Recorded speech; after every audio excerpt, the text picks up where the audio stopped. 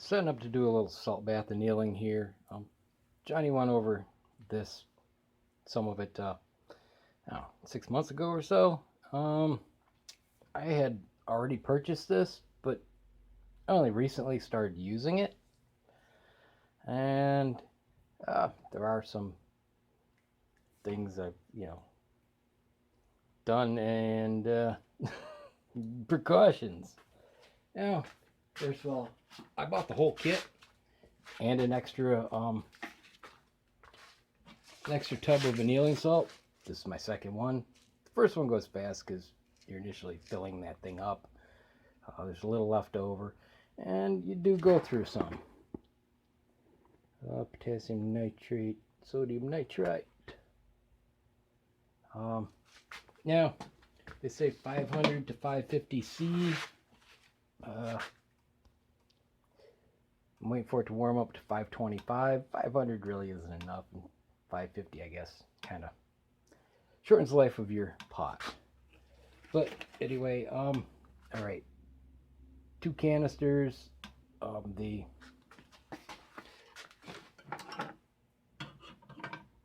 holder, the probe, and the digital thermometer, which I don't really need, but it's nice. It came in handy verifying my PID.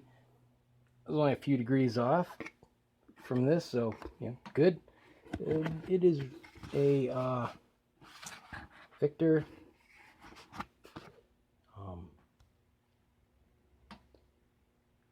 DM6801A. It's rebranded, and some instructions on it. But your favorite Chinesium online retailer, these can be had cheap. Now, a couple things I've done to make my life easier is I made a depth gauge. They say take a case, dip it in, bring it out real quick, let it cool off and see where it is. But it doesn't always show easily, so this darker color, it's just an old wiped out case for the PID thermocouple. Gives me a good quick reading, and I contacted them because their instructions say, basically here. Some other salt bath annealers say just the neck, and he says halfway up the shoulder to a couple millimeters onto the body is what works best. I had annealed a bunch at 500 C, which is 932 Fahrenheit, and it didn't show nice signs like this. Come on.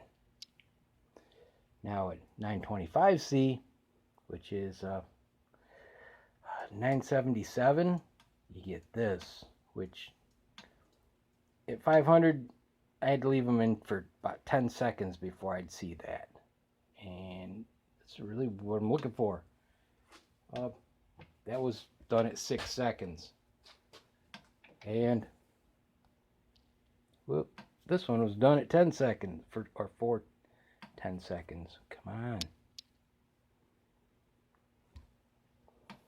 And make sure I got the right ones. Yeah. So it's supposed to be a pretty forgiving system. An extra second or two isn't really gonna throw things off too much. The brass can't get hotter than the solution, and like flame, depending where you are on that flame, it can change hundreds of degrees, where this is temperature controlled. So there's that. There are like Amp, who sells a nice expensive annealing system, says this doesn't work. But there are other places that have done research and tested and says it does. So,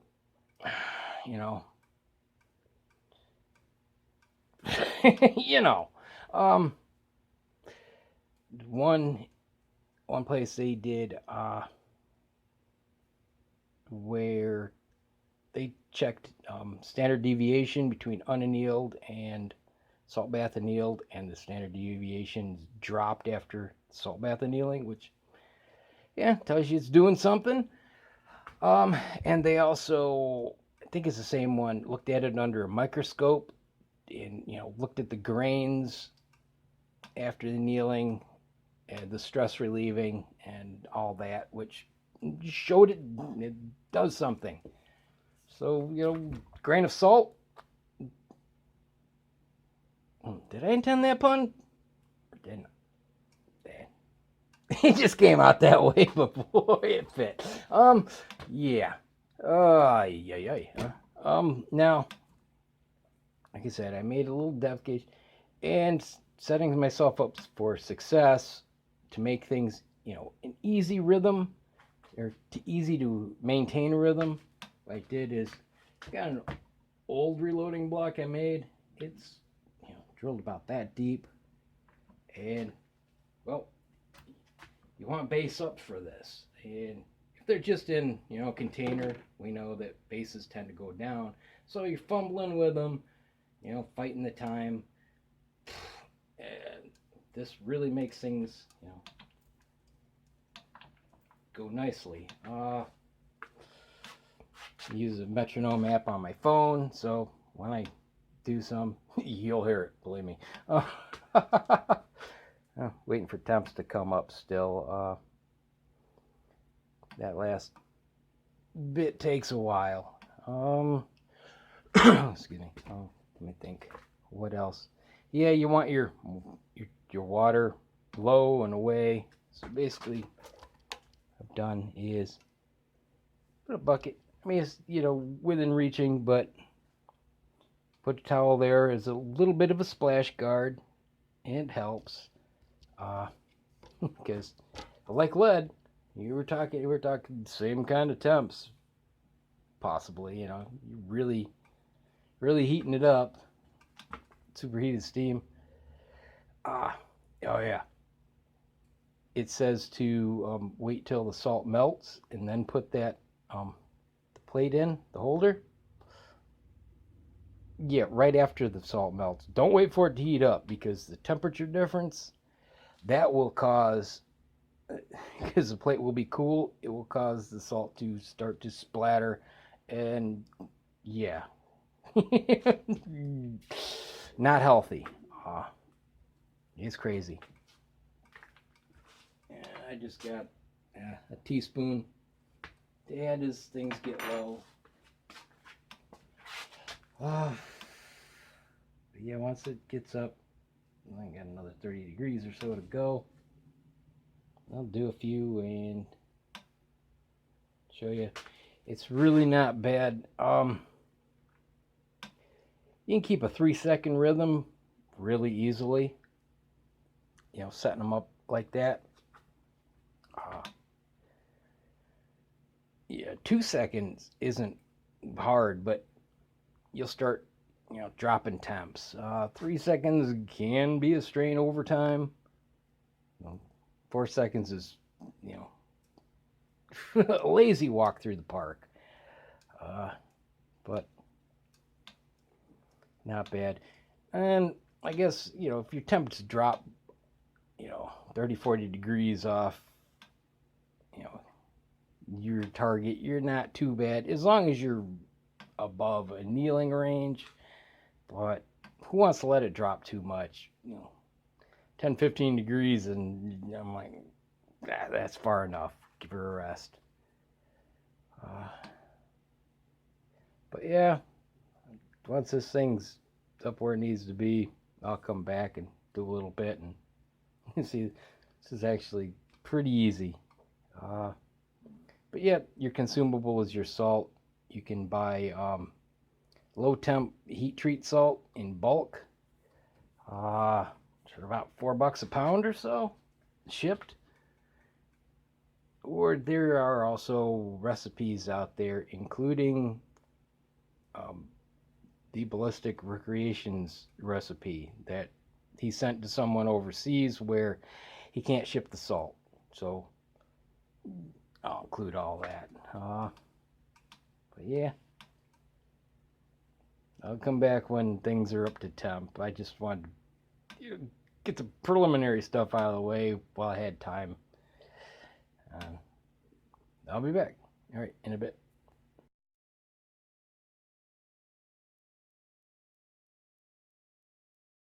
All right, so my pot was having some trouble maintaining, 525C 977F.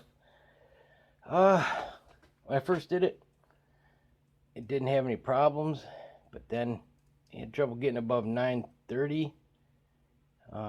And what I ended up doing was bypassing the thermistor switch, which is dead simple. You pull the 4 screws, everything is spade connectors. One leg of the power cord goes to the switch, and then there's a little jumper to the heating coil, and you just unplug the two and bypass the switch.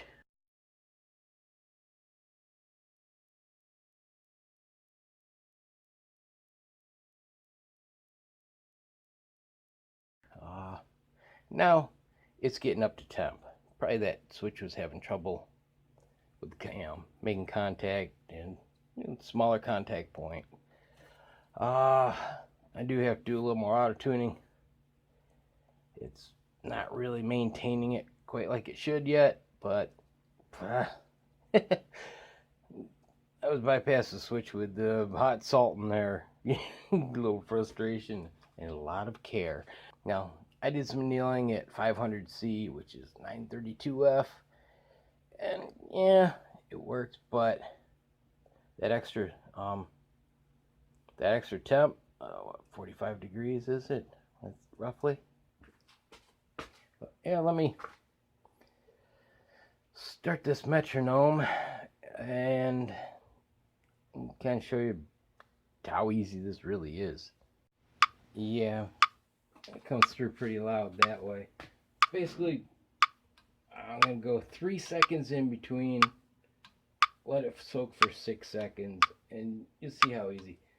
What I do is each of those 3 clicks in between is kind of staging, and it makes it easy.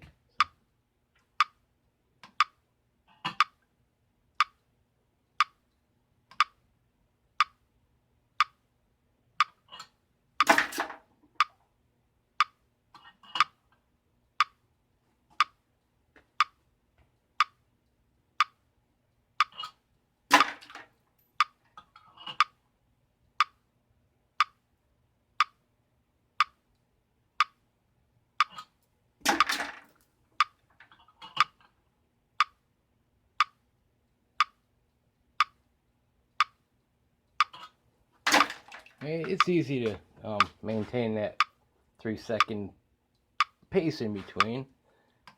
Grab it on 1, stage it over on 2, drop it on 3. Just got to be able to count to 6, that kind of thing. Which can be hard to do, really, if you lose concentration. But let's see, here's one of them.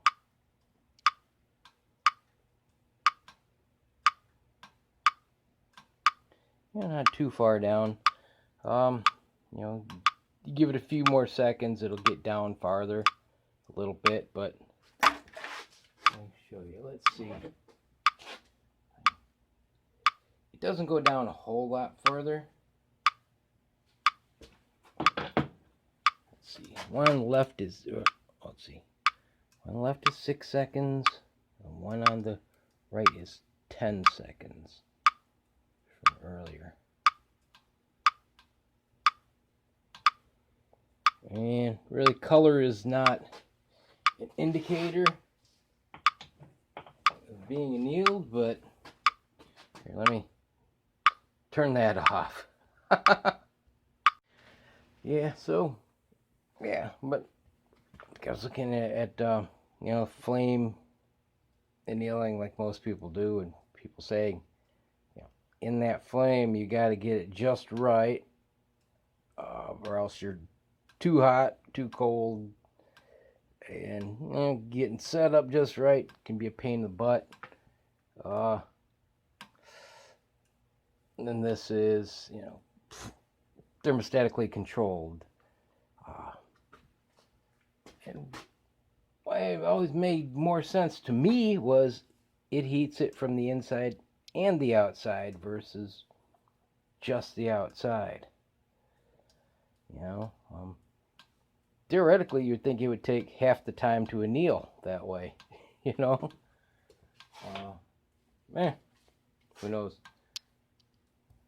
But yeah, it's pretty simple. It's not hard to wrap your head around.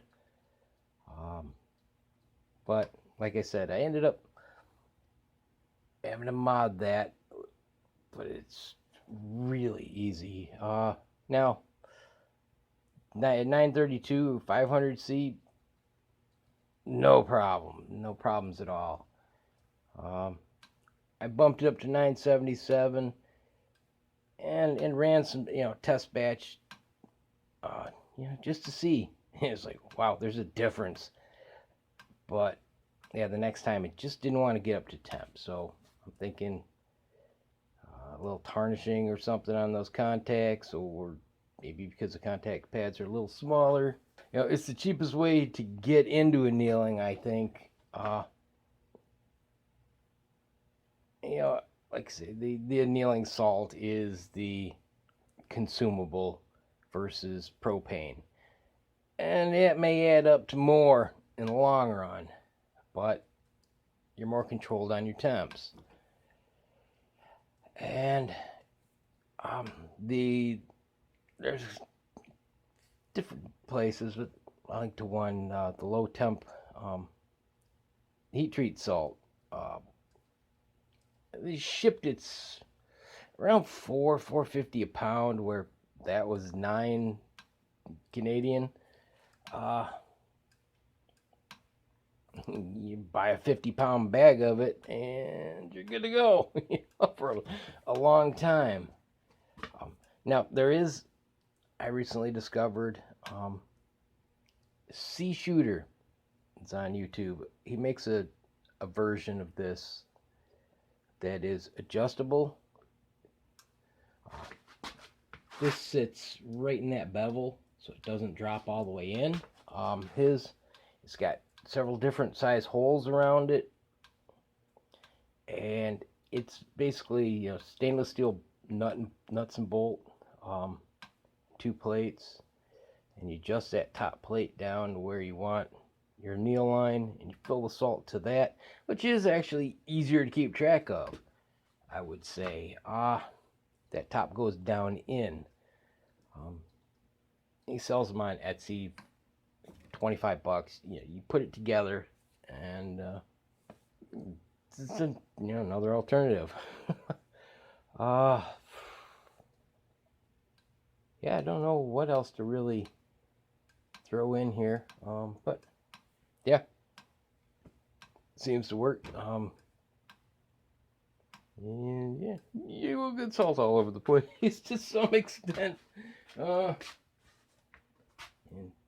pull that out and set it aside, and after it cools down, you'll end up with a salt cake that should be able to just drop out, store it in a Ziploc bag, so it doesn't, eat at it. It's not supposed to be, highly reactive, but still, salt, it'll absorb water, and But anyway, I have rambled on long enough. I'll leave you with that. God bless. See you. Alright, I gave these a 30-minute tumble, and I don't know if you can see, but there's just a slight red, coppery red hue around the shoulder, neck. But other than that, probably a little longer, probably an hour tumble, that would disappear. Yeah, they Started out looking like that.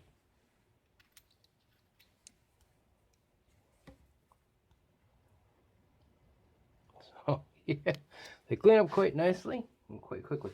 And these were really clean when I annealed them. Now, Johnny was having trouble seeing anything. So, and his was pretty clean. So I'm thinking, you know, that temperature difference really made the difference. It's like I said, at 9:32, it took about 10 seconds to start looking like this. Where at 9:77, it takes about 6 seconds to start looking like this. All right, well,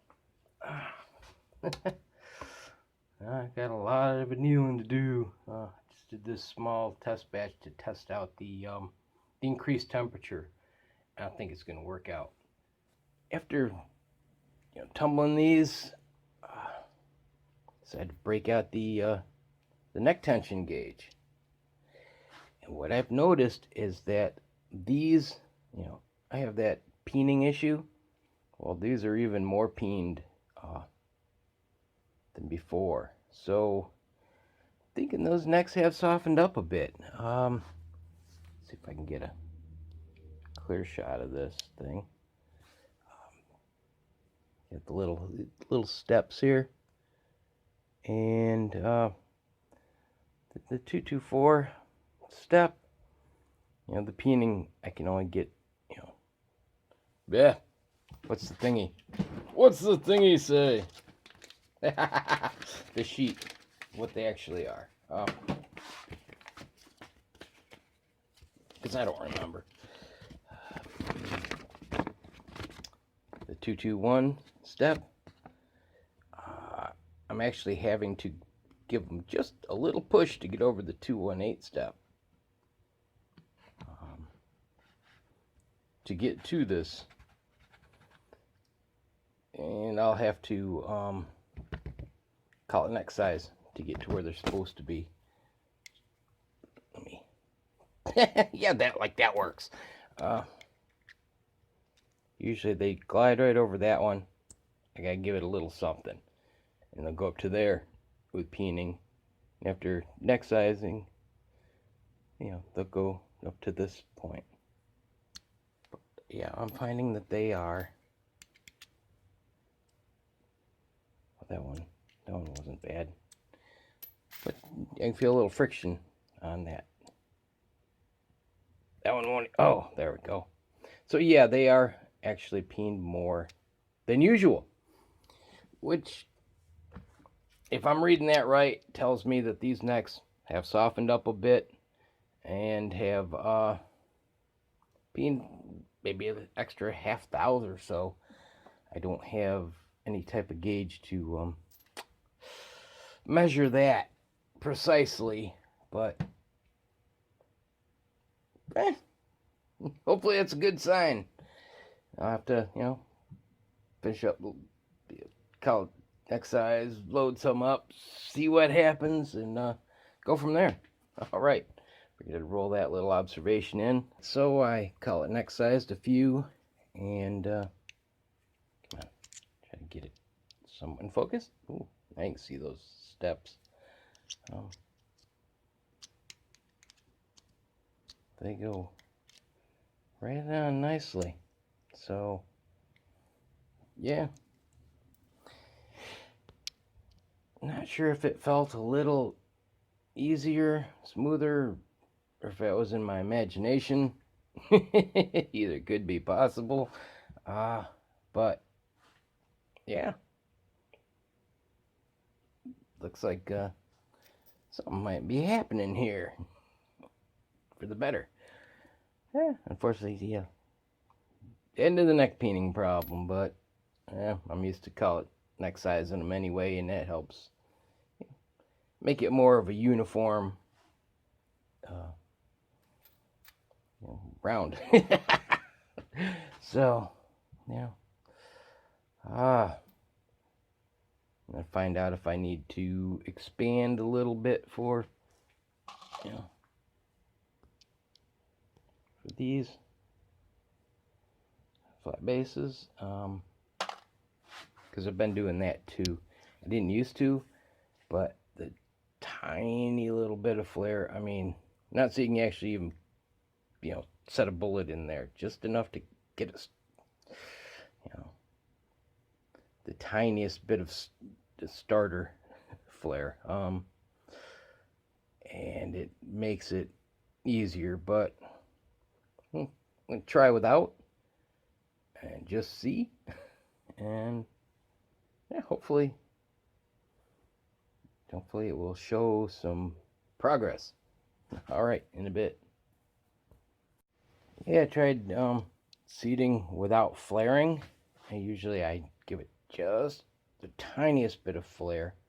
There's a little bit of a line there, but it went in easier, because a lot of times if I don't flare, I get a deeper line there, and sometimes it will dent the case mouth, because these are the flat base. So looks like it's done something. Whether I'll have to you know, increase the time, soften them a little bit more, is up in the air at this point. But you know, you try one thing and then you adjust it as needed. So yeah, we'll see how things go.